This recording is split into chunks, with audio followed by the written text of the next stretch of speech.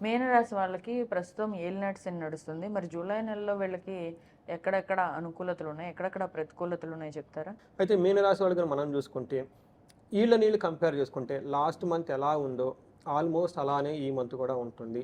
పెద్ద చేంజెస్ అయితే ఉండవు. అయితే ఓవరాల్ కూడా పాజిటివ్‌గా ఉంటుందని మనం చెప్పుకోవచ్చండి. అవేంటో మనం చూద్దాం.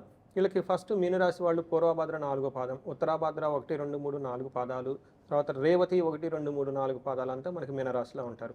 ఇక మనకి ప్లానెటరీ చేంజెస్ కనుక చూస్తే ఏ ప్లానెట్స్ పెద్ద చేంజెస్ ఏం లేవుగండి. ఒక మేజర్ మార్పు ఏంటంటే వీళ్ళకి జులైలోనే ఎక్కువగా ప్లానెట్స్ ఎండ్‌లో మూవ్ అవుతున్నాయి కాబట్టి మనం బట్ మేజర్ ఈ మంత్ అంతా ఒక సూర్యుడు మాత్రమే అది 16వ తారీఖు మారుతూ ఉన్నాడండి.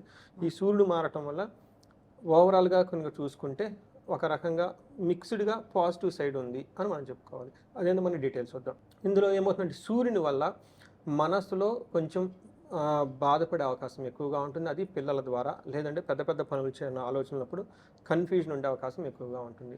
వీళ్ళకి కుజుడు సంపదలను తీసుకొని వస్తూ ఉన్నాడండి. ఆరో ఇంట్లో ఉండటం వల్ల కుజుడితో పాటు వీళ్ళకి కేతు కూడా అక్కడే ఉన్నారండి.